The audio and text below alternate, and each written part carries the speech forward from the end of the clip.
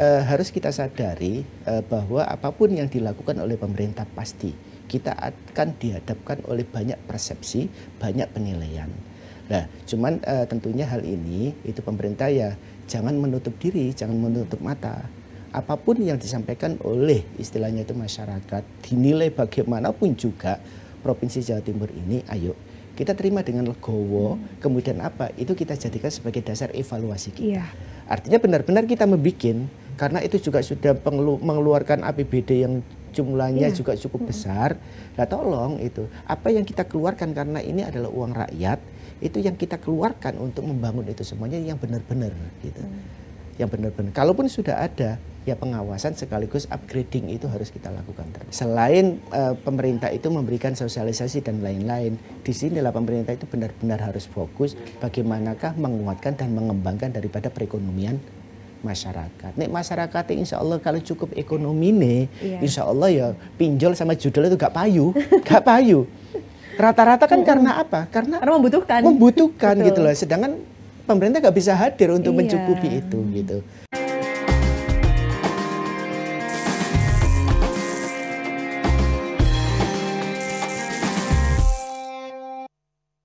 Assalamualaikum warahmatullahi wabarakatuh. Dulur-dulur Jawa Timur, senang sekali kita kembali di Jatim Channel, podcast DPRD Provinsi Jawa Timur. Dan kali ini saya sudah bersama dengan Dr. Haji Ahmad Iwan Zunaih LCMM MPDI. Beliau ini merupakan anggota Komisi A DPRD Jawa Timur dari fraksi Partai Nasdem dan Dapil Jatim 13 Kabupaten Gresik, Kabupaten Lamongan. Assalamualaikum Gus Iwan ya, saya sapanya ya.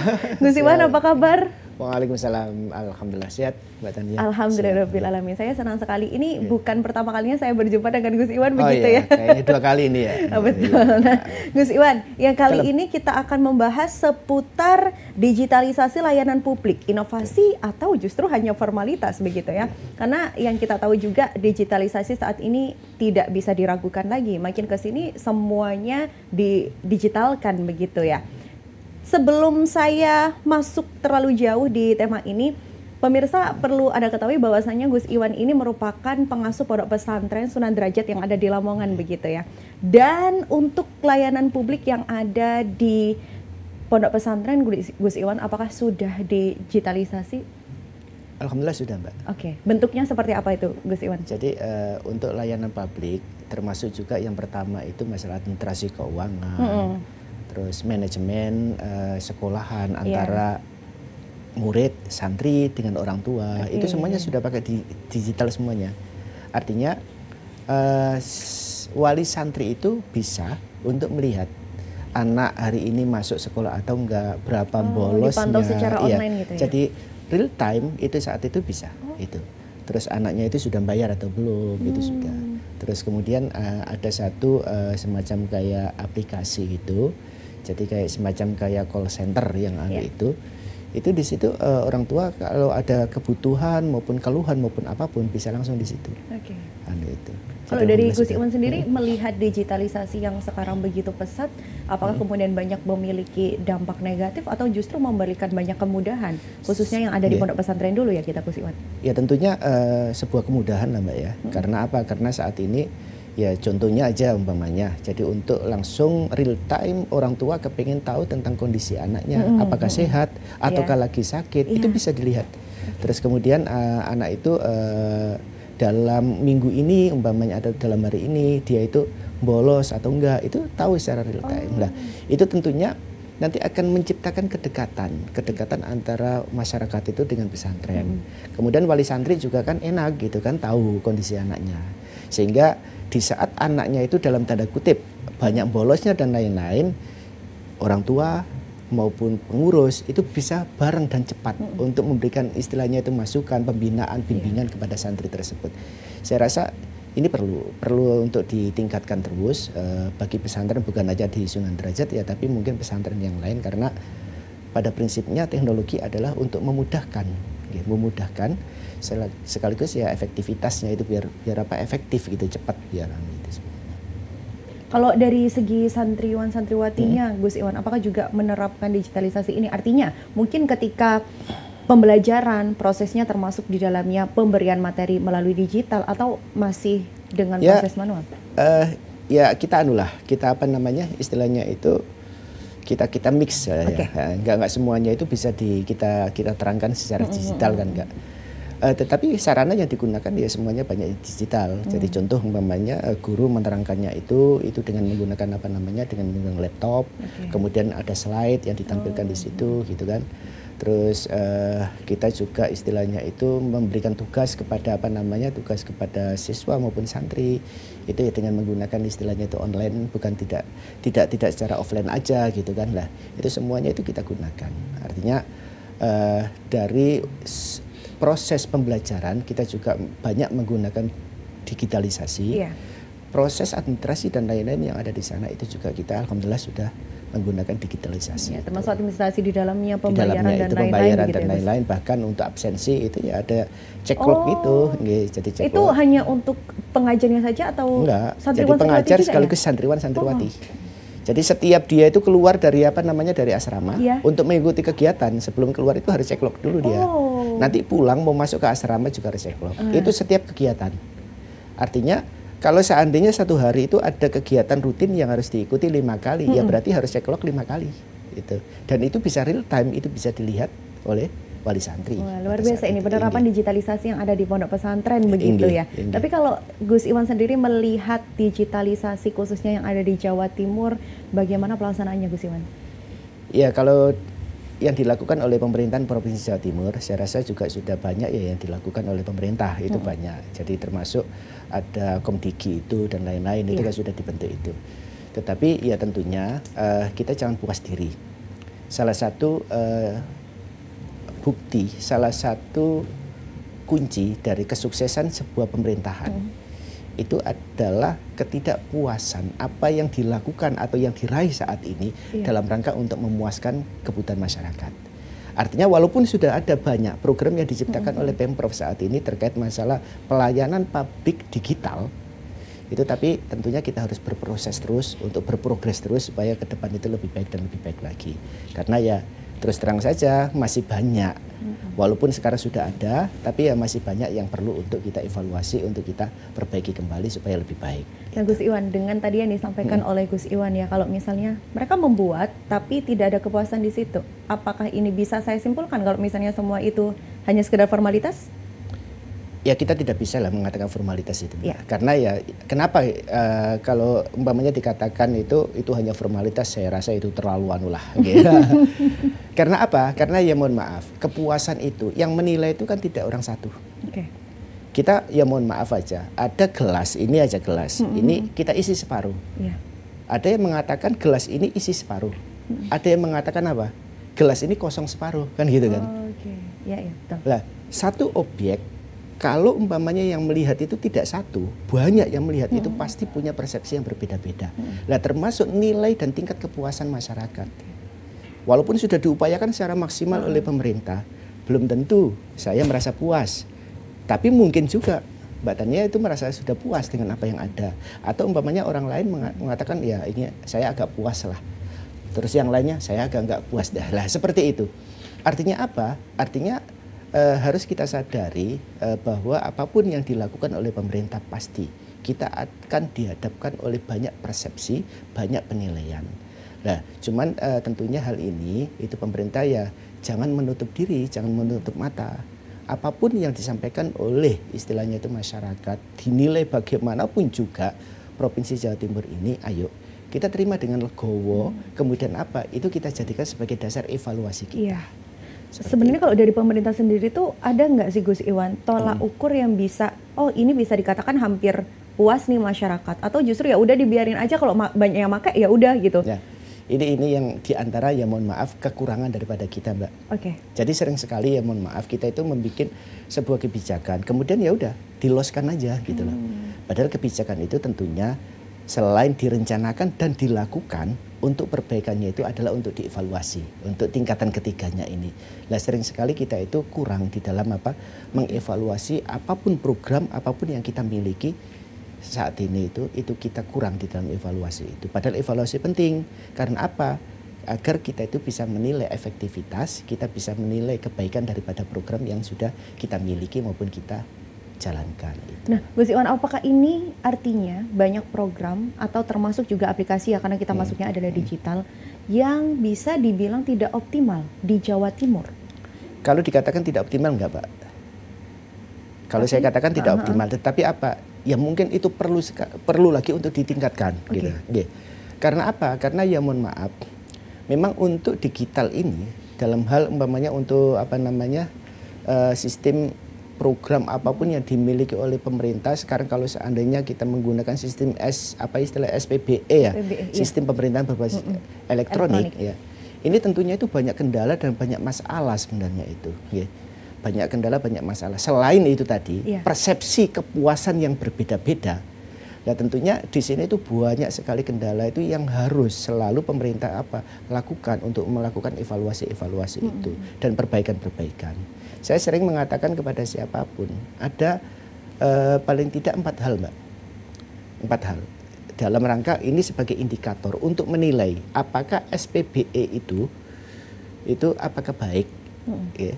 Terus apa yang harus kita lakukan untuk selalu SPBE ini supaya lebih baik dan lebih baik lagi ke depan. Yang pertama itu terkait masalah infrastruktur.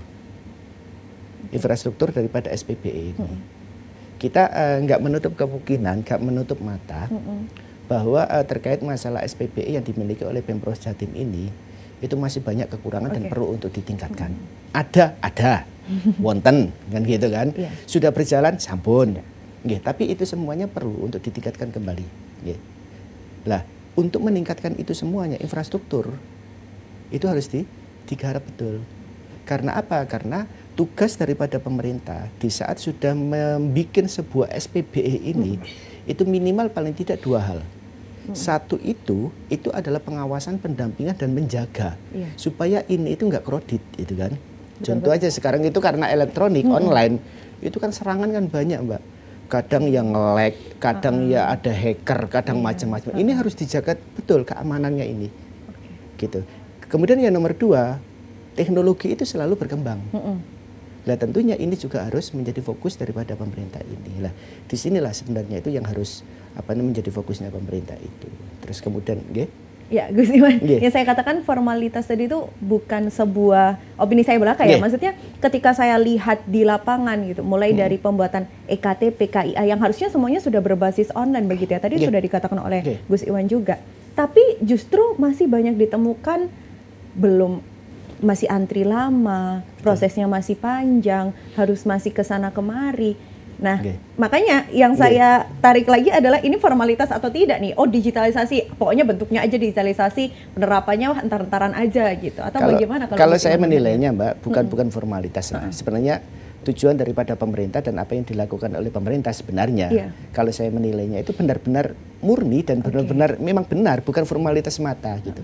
Tapi ya itu tadi banyak kendala, banyak masalah. Gitu. Kendalanya contohnya yang contohnya umpamanya, ya mohon maaf aja. Kita sering tidak tahu kan, kita sebagai masyarakat sering tidak tahu cara untuk mengurus KTP aja umpamanya. Padahal pemerintah sudah nyiapin nih, nyiapin supaya kalau ngurus KTP itu gak repot-repot melalui online umpamanya.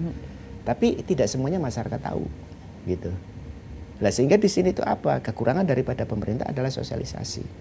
Lah bagi yang tidak tahu itu otomatis ya ribet tadi itu, yang ngantri ya macam-macam lah. Sehingga di sini evaluasi yang pertama itu terkait masalah itu adalah yaitu tadi.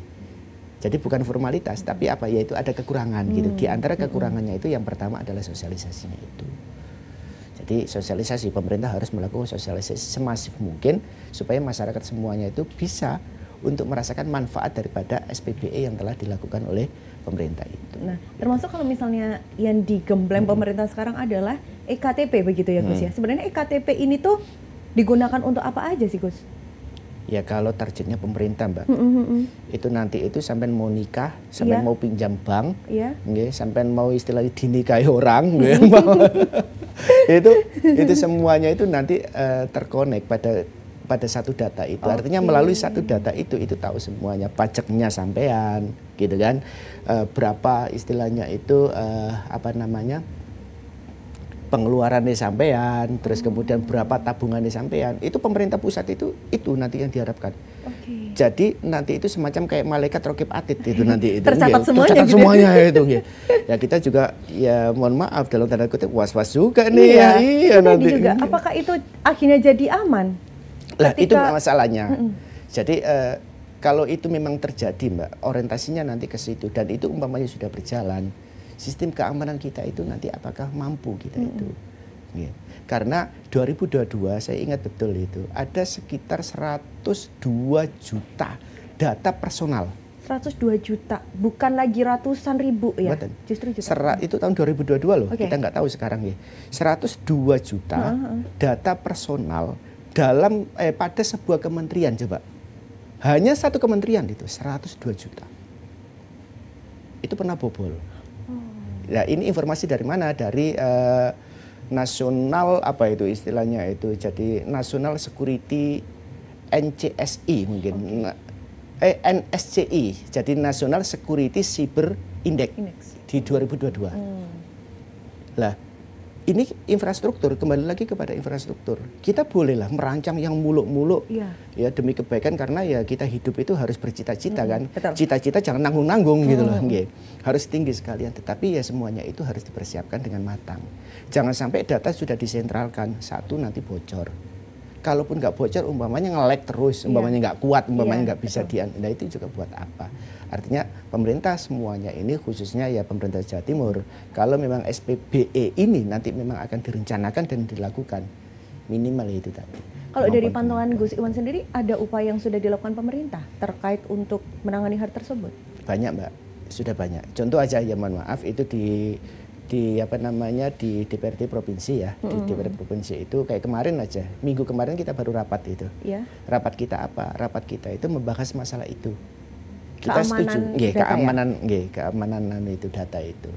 Sehingga kita dari Komisi A kemarin memberikan semacam kayak persetujuan untuk penambahan anggaran dalam rangka untuk mengamankan pengamanan sekaligus upgrading daripada program yang dimiliki oleh Pemprov Jatim itu.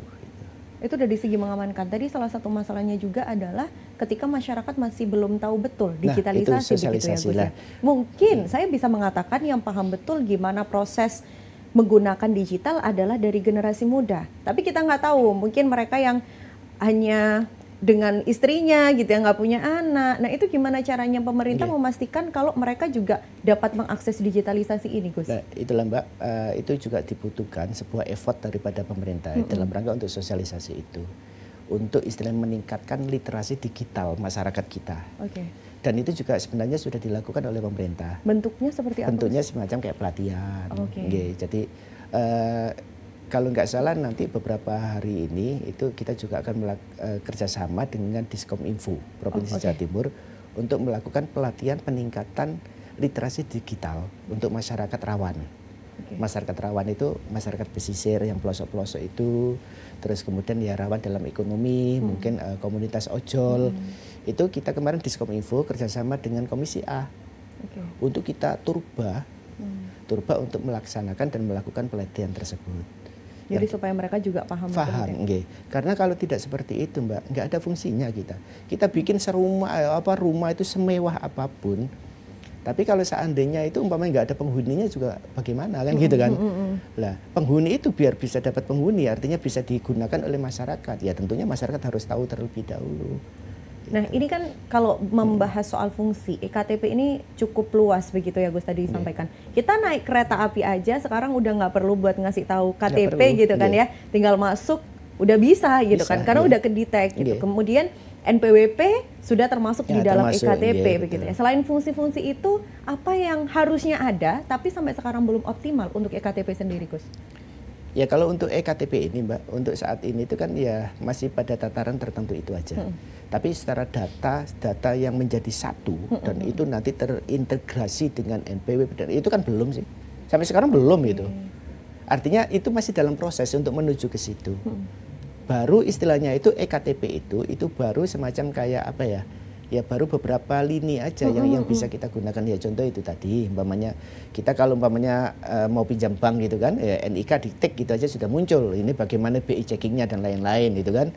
Terus kemudian apa namanya di perbankan gitu. Ya masih banyak di perbankan itu aja. Tetapi yang lain-lain kan masih belum juga untuk Dengan penggunaan yang sebegitu besarnya, artinya data dari masyarakat ini harus benar-benar dilindungi begitu ya Gus ya. Wajib. Tapi justru kemarin sempat ada informasi kalau data yang ada di Indonesia ini akan dijual ke asing. Bagaimana itu Gus Iwan menanggapinya? Ya mudah-mudahan aja tidak terjadi Mbak ya, tidak terjadi. Tetapi yang perlu untuk kita pikirkan juga itu ya jangan sampai pemerintah itu lengah. Karena kalau memang itu benar-benar terjadi, data kita itu terjual ke luar negeri, kita nggak tahu nasib kita. Betul. Karena kan memang yang harus melindungi justru adalah negara. Negara, pemerintah itu. Ya saya nggak tahu secara pasti apakah memang benar-benar terjual, sudah terjual atau akan dijual atau kan kita nggak tahu lah. Tetapi ya harapan kita semoga itu enggak. Tetapi ada satu pesan kita itu ya tolong pemerintah itu benar-benar dijagalah. Kalau memang mau semuanya itu one big base data, itu tolong pemerintah itu semuanya harus dipersiapkan terlebih dahulu. Di sini peran Komisi A seperti apa Gus sebenarnya? Ya kalau khusus untuk DPR provinsi tentunya ya dalam hal itu kita itu kan legislatif ya, bukan eksekutif, bukan eksekutor. Kita hanya istilahnya itu mampu untuk memberikan masukan, membackup masalah pendanaan, terus memberikan arahan-arahan dan sekaligus yang mengevaluasi gitu kan. Jadi yang selalu kita arahkan itu seperti itu. Jadi kita sampaikan kepada Pemprov, tolonglah. Memang kita harus ke depan itu harus kita itu menggunakan sistem itu ya digital itu. Tetapi kita jangan sembrono. Jangan hanya dikarenakan umpamanya ingin mendapatkan apa istilahnya itu word dari terus kemudian kita berlomba-lomba. Tapi isinya kosong, itu jangan sampai gitu loh. Artinya benar-benar kita membikin, karena itu juga sudah mengeluarkan APBD yang jumlahnya juga cukup besar. Nah tolong itu, apa yang kita keluarkan karena ini adalah uang rakyat, itu yang kita keluarkan untuk membangun itu semuanya yang benar-benar gitu. Yang benar-benar, kalaupun sudah ada, ya pengawasan sekaligus upgrading itu harus kita lakukan terus. Kalau dari DPRD sejauh ini bentuk evaluasi yang sudah dilakukan, selain dengan memberikan pemahaman saja kepada pemerintah, adakah perlakuan khusus kemudian ketika ditemukan kasus serupa? Ya pasti Mbak, kalau kita itu kan sebagai anggota DPR itu kan ada istilahnya itu waktu-waktu, bukan tertentu ya, tetapi apa waktu kapanpun kita siap gitu loh, melayani daripada masukan masyarakat atau istilahnya itu aspirasi dari masyarakat. Ada juga istilah resmi yaitu ada reses itu. Tapi selain reses kan kita setiap hari kan berhubungan dengan masyarakat juga lah. Di saat ada masyarakat mengeluhkan segala sesuatu, kemudian kita bicarakan di tingkat komisi biasanya. Wah ini sama di daerah saya juga seperti ini lah. Apabila ini memang banyak, artinya usulan-usulan itu kok sekiranya itu penting dan perlu, kita panggil sekarang dinasnya itu. Kita panggil, kita hearing bersama lah. Kita sampaikan kepada program kamu itu loh bagaimana. Ini ada keluhan seperti ini. Kira-kira kita bisa antisipasi bagaimana? Solusi kita bagaimana? Lah karena memang pemerintahan itu nggak bisa ya sak-dek-saknyek jare wong Jawa itu mengeluarkan anggaran, karena anggaran itu harus ada nomenklaturnya. Kalau umpamanya tidak ada program untuk podcast umpamanya, nggak mungkin kita bisa melaksanakan podcast umpamanya. Kalau umpamanya tidak ada program apa umpamanya, terus kita adakan, itu salah. Lah karena seperti itu ya memang tidak bisa untuk kita selesaikan saat ini. Kita nunggu anggaran P gitu kan, perubahan itu. Perubahan nanti di situ kita masukkan, anggaran nanti kita siapkan, nanti kita bikin programnya untuk berarti menyelesaikan. Kalau misalnya ada keluhan yang itu hubungannya dengan digital pun nggak bisa yang langsung sak-dek-saknyet diselesaikan bisa, gitu ya Gus? Nggak bisa, kalau memang tidak ada programnya nggak bisa. Itu semuanya itu harus istilah terdata terlebih dahulu. Sebelum kita bahas lebih lanjut, karena di kepala saya masih banyak pertanyaan, kita minum dulu Gus. Terus Bun.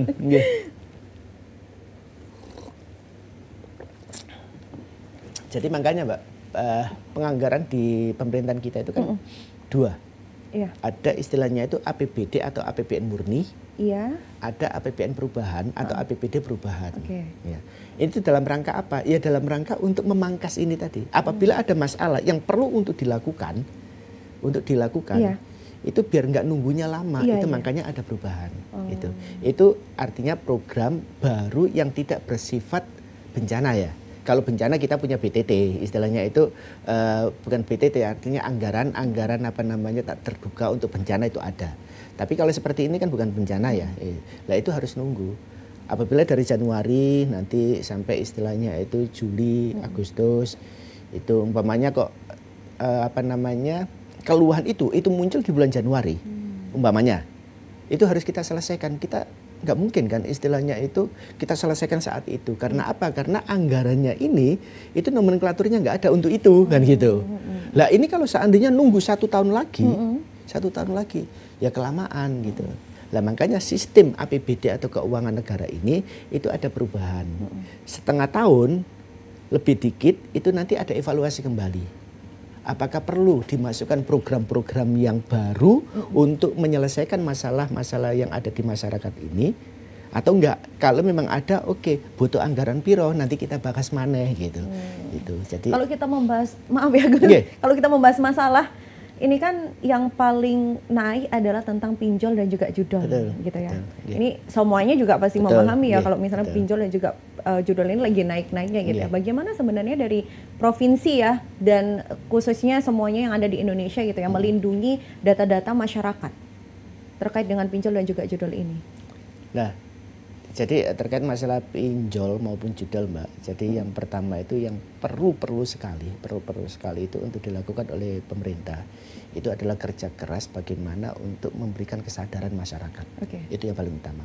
Nah ini pemerintah tentunya yang pertama juga harus berkolaborasi dengan tokoh masyarakat, dengan kiai, dengan pendeta, tokoh-tokoh masyarakat keagamaan itu supaya memberikan karena pada prinsipnya terkait masalah pinjol dan judol ini nggak ada kok Mbak. Orang itu yang kaya dari judol itu nggak ada, nggak ada itu. Iya. Terus nggak ada juga istilahnya itu orang yang pinjam dari pinjol itu nanti bisa sejahtera itu juga nggak ada. Nah, ini perlu, artinya sosialisasi seperti itu perlu. Itu yang harus dilakukan oleh pemerintah yang pertama. Kemudian yang kedua Mbak, jadi harus antisipasi juga. Bagaimana antisipasinya? Pemerintah harus melakukan antisipasi dengan melakukan mitigasi supaya itu nggak terjadi. Bagaimana? Kerjasamalah sekarang itu istilahnya itu Pemprov itu dengan APH, dengan bagian cybercrime dan lain-lain, dengan kepolisian, dengan itu nanti ayo kita sinergi bagaimana ini. Kalau memang butuh anggaran nanti kita coba disupport dari pemerintahan kan gitu kan. Nanti DPR-nya juga mendukung nanti. Terus di Diskominfo sendiri juga seperti itu. Di situ juga harus punya gitu loh orang-orang yang istilahnya itu mampu dan pinter dalam hal teknologi itu supaya apa ya itu tadi. Jadi untuk membatasi peredaran aplikasi judol dan itu jangan sampai itu. Tapi Gus Iwan, kalau misalnya kita tahu ya di zaman sekarang itu kan pakai KTP aja udah bisa pinjol gitu ya. Artinya kerawanan itu justru lebih besar di era digitalisasi. Menanggapi hal tersebut dari Gus Iwan bagaimana? Ya itu tadi Mbak. Itu kalau masyarakatnya nggak sadar, bingung juga kita gitu loh. Pemerintah sekarang itu bikin regulasi. Pokoknya aplikasi judol pinjol itu tidak boleh selain umpamanya apa yang terregistrasi atau yang diizini oleh pemerintah umpamanya yang legal istilahnya kan gitu ya, yang legal. Oke. Padahal di HP ini itu yang namanya pinjol maupun judol yang ilegal itu nggak karu-karuan banyaknya gitu loh. Dan itu padahal sudah ditutup itu sama pemerintah itu. Ditutup 1 muncul 3, ditutup 1 muncul lagi yang baru, itu selalu seperti itu. Nah, ini kalau seandainya tidak ada kesadaran sendiri dari masyarakat, ini sulit. Karena apa? Karena kemampuan daripada pemerintah juga gimana? Nutup itu pemerintah nggak bisa kok. Sulit pemerintah nutup itu karena ya saking pinternya mereka, saking anunya mereka gitu loh. Tutup 1 muncul 1000, tutup 1 muncul lagi 2 atau 3. Nah, seperti itu. Sehingga di sini saya melihatnya itu adalah penyuluhan kepada masyarakat yang mana pemerintah harus melibatkan banyak tokoh masyarakat itu. Tetapi yang pasti Mbak, saya teringat dengan pelajaran yang ada di pesantren ya. Kadal fakru ayakunal kufro katanya. Hampir-hampir aja orang yang miskin itu, orang yang tidak punya, orang yang fakir itu, ayakunal kufro itu menjadi orang yang kafir.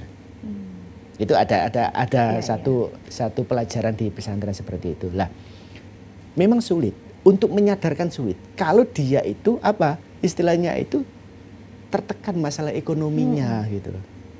Nah di sini makanya selain pemerintah itu memberikan sosialisasi dan lain-lain, di sinilah pemerintah itu benar-benar harus fokus bagaimanakah menguatkan dan mengembangkan daripada perekonomian masyarakat. Nek masyarakat insya Allah kalau cukup ekonomi nih, insya Allah ya pinjol sama judul itu gak payu. Rata-rata kan karena apa? Karena membutuhkan gitu loh. Sedangkan pemerintah gak bisa hadir untuk mencukupi itu gitu. Nah di sini makanya selain apa namanya penyuluhan, ya itu tadi harus fokus bagaimanakah pemerintah itu mampu untuk memberikan lapangan kerja seluas-luasnya kepada masyarakat agar itu tadi tidak jatuh kepada kebutuhan yang mendesak. Gitu. Kalau yang dari tadi kita bahas adalah terkait dengan pelaku yang menyalahgunakan ya bisa saya bilang ya. Tapi kalau misalnya terkait dengan perlindungan korban, misal nih Gus, kalau sekarang itu saya sering sekali dengar di radio, di TV adalah orang yang nggak ikut punya data menggunakan data tersebut entah untuk pinjol atau judol. Nah, bagaimana pemerintah ini memberikan istilahnya perlindungan lah ya, perlindungan secara hukum kepada korban ini kalau dari pandangan Gus Iwan? Jadi itu memang sebuah kewajiban yang harus dilakukan oleh pemerintah sebenarnya itu, karena dia nggak salah kok ibaratnya gitu. Iya, itu makanya. Lah, cuman mohon maaf sampai sekarang pun ya jujur saja saya secara pribadi juga tidak tahu saya kemampuan daripada pemerintah itu mampu untuk mendeteksi siapa yang menggunakan. Satu. Siapa yang menggunakan umpamanya saya, siapa yang menggunakan data saya. Terus kemudian kalau seandainya itu sudah tahu bahwa itu adalah si A yang menggunakan data saya. Kemudian bagaimana untuk memblokir, untuk menangkap dan lain-lain. Itu mohon maaf saya masih belum tahu ya apa kemampuan pemerintah itu sejauh itu. Tapi memang benar yang disampaikan jenengan tadi itu. Memang banyak keluhan-keluhan seperti itu. Lah saya yakin pemerintah juga sudah berikhtiar mencoba ya untuk menanggulangi itu semuanya. Tetapi mungkin dari sisi kemampuan kemampuan beradaptasi atau kemampuan dalam hal teknologinya mungkin kalah dengan mereka atau bagaimana pemerintah ini sehingga itu tadi sehingga mesti selalu kalah. Itu banyak Mbak, memang benar. Jadi kemarin juga sempat dibicarakan di tingkat komisi itu ya, komisi A, sehingga itu kita sampaikan aspirasi itu kepada pemerintahan ya itu tadi kita sudah mencoba Pak, tapi ya itu tadi kemampuan mereka itu untuk membuat sebuah aplikasi yang baru itu cepatnya minta ampun Mbak. Sekarang umpamanya pada hari ini ada 1000 aplikasi yang diblokir sama pemerintah. Hari ini juga muncul itu 2000 Mbak karena diblokir itu. Lah seperti itu terus. Nah Gus Iwan, di antara banyaknya permasalahan tersebut ya, digitalisasi ini kan ya betul memang memberikan efek yang cukup mudah. Tapi di sisi lain begitu banyaknya itu apa yang harus diawali untuk dibenahi? Ya itu tadi Mbak, jadi ada ini tadi yang belum awal itu sudah saya sebutkan tadi, cuman belum sampai tuntas ya. Jadi ada permasalahan sebenarnya itu yang benar-benar harus diselesaikan oleh pemerintah atau dipersiapkan oleh pemerintah dalam hal untuk agar digitalisasi ini ke depan itu semakin baik, semakin sesuai dengan harapan kita. Yang pertama tentunya infrastruktur itu tadi. Itu berkali-kali saya sampaikan kepada siapapun dan dimanapun, infrastruktur. Kita itu sering kalah dengan maling kita gitu umpamanya kayak aplikasi judol. Apakah karena uangnya kurang banyak, anggarannya maksudnya ya? Ya bisa jadi anggaran, bisa jadi SDM gitu. Lawang sekarang itu pemerintah sudah berupaya, yaitu tadi menutup atau memblokir satu pada hari ini muncul 2 atau 3 gitu kan terus. Lah itu kalau seandainya pemerintah itu tidak memikirkan masalah infrastruktur, ila yaumil qiyamah Mbak, sampai kiamat itu pasti nggak bakalan efektif gitu. Nah sekali lagi infrastruktur itu yang harus kita lakukan 2 hal. Satu adalah pendampingan menjaga. Karena online ini kita kan biasa mendengar ada hacker, ada di apa istilahnya itu macam-macam lah, di spam atau apa yang itu macam-macam itu. Selain pendampingan itu, keamanan itu, yang kedua itu adalah supaya berkembang terus, upgrading daripada itu. Kemudian yang kedua permasalahan kita, pangapunten, itu SDM-nya. Kita di pemerintahan sering sekali ada program, tapi operatornya kadang-kadang ya kurang ngeh juga gitu. Ya istilahnya itu paham, cuman ya kurang expert lah istilahnya itu. Nah itu kan makanya di Kementerian aparatur negara itu kan ada banyak program itu terkait bagaimana peningkatan daripada kapasitas ASN dan lain-lain itu. Nah ini sering sekali menjadi sebuah masalah juga. Nah yang ketiga, permasalahan yang juga terjadi itu yang sering di pemerintahan kita, selain tadi satu itu masalah infrastruktur, yang kedua SDM, yang ketiga ini adalah keamanannya Mbak.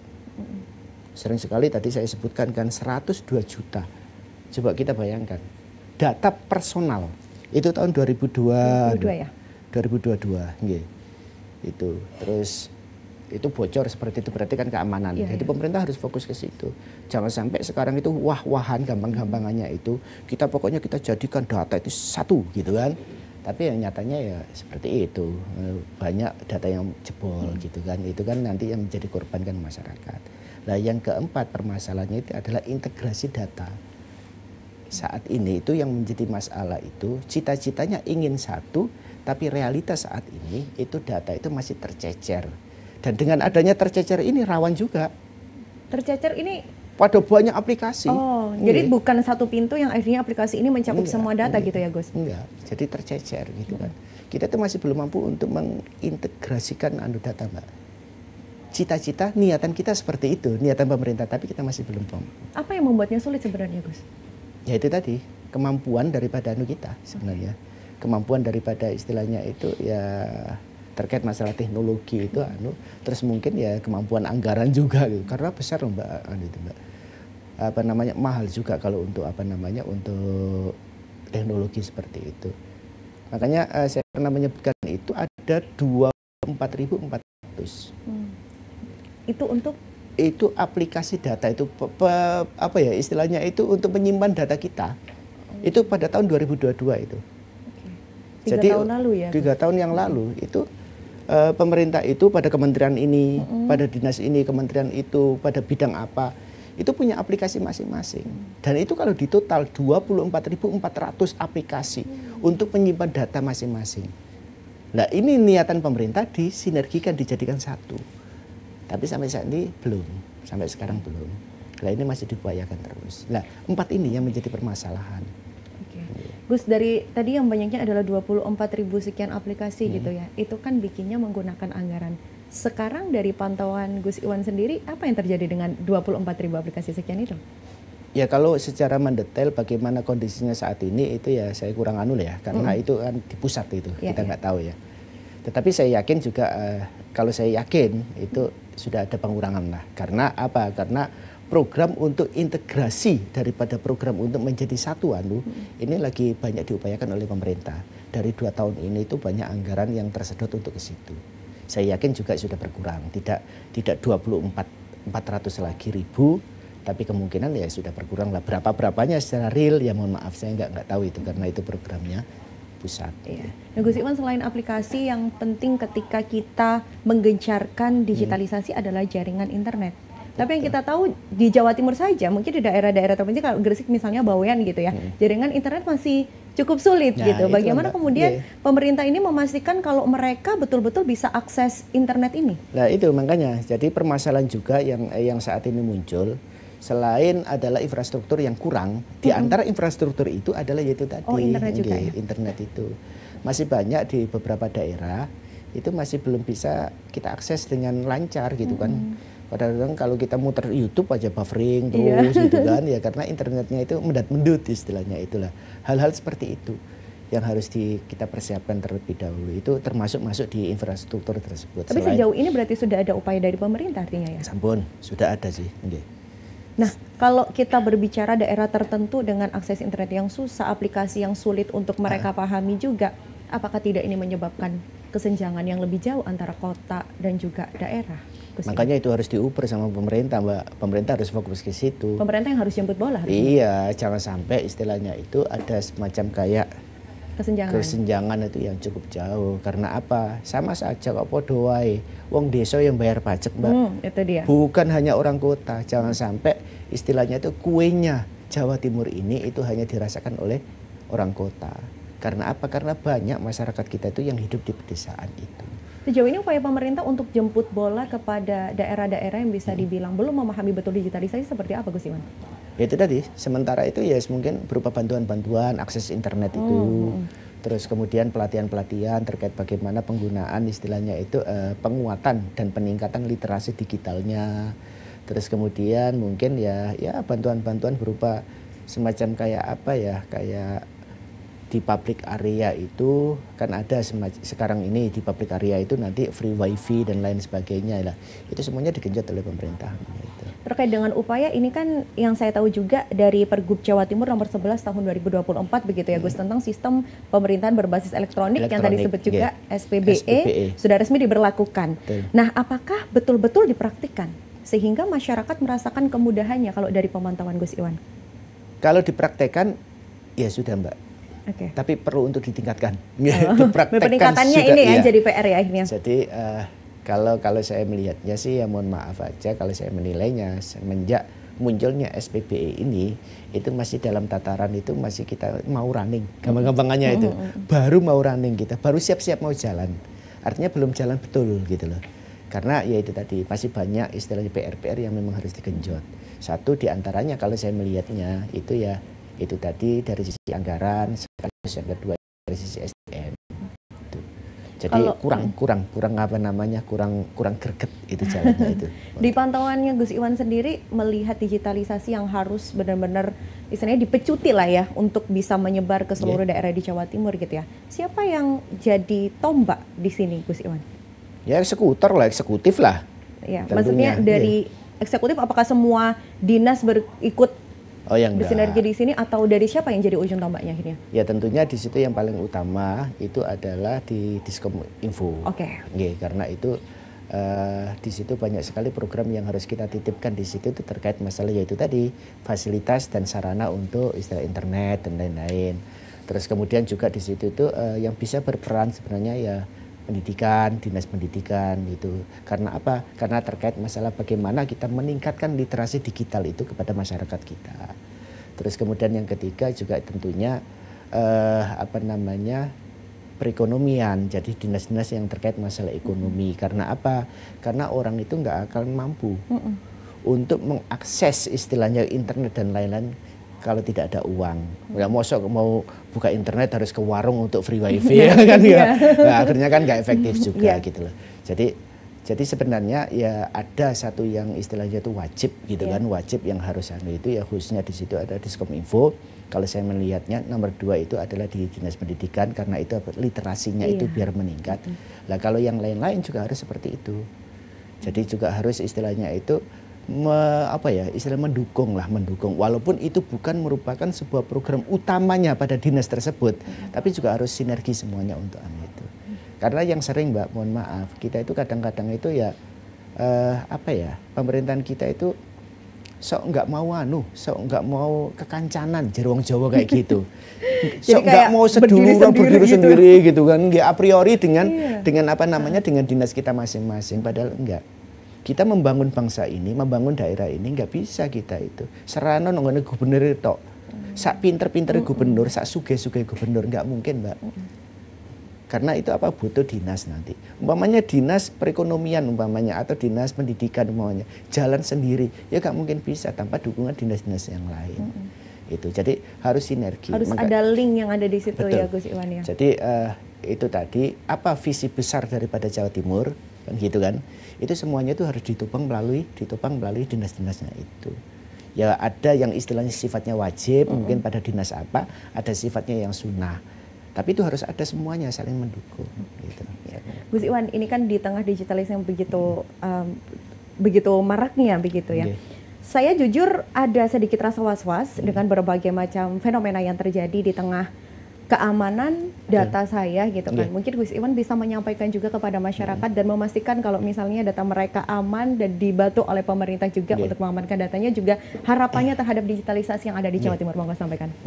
Terima kasih Mbak. Jadi yang pertama yang saya sampaikan Mbak. Jadi kita sebagai masyarakat, kita sebagai warga negara jangan gampang-gampang kita memberikan data kepada siapapun. Jangan gampang-gampang. Walaupun pada saat ini pemerintah sudah berupaya semaksimal mungkin. Penganggaran, fokus, itu sudah banyak. Untuk bagaimanakah kita mengamankan data daripada masyarakat ini. Tetapi seberapa sih kemampuan itu? Kadang-kadang kita masih kalah dengan pihak luar gitu, pihak luar. Sehingga di sini yang paling aman sekali adalah bagi kita saja. Jangan sampai kita mudah dan gampang untuk memberikan data tersebut. Itu yang pertama. Kemudian yang kedua, kita sering kadang-kadang itu lengah. Mohon maaf, sering kenapa sih data kita itu bocor? Itu gara-gara kita sendiri Mbak.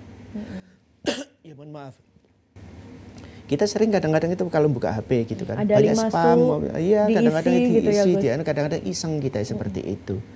Kita harus bijak banget, kita harus pinter banget, kita harus cerdas banget dalam menggunakan HP ini. Karena ya mohon maaf, HP ini ya kalau kita gunakan untuk positif akan bisa membawa kita ke lebih positif yang lebih. Tetapi apabila kita itu memang salah, ini bisa menghancurkan kita, Mbak, tanpa kita sengaja. Itu yang penting. Mungkin yang kepingin saya sampaikan kepada semuanya ya, kita sebagai warga, ayo jangan menggantungkan diri kepada pemerintah, terkhusus terkait masalah data ini ya. Karena sering itu justru malah kita lah yang nggak kerasa akhirnya apa, kita membongkar data kita sendiri, akhirnya itu diretas sama orang lain, digunakan oleh orang lain itu. Betul.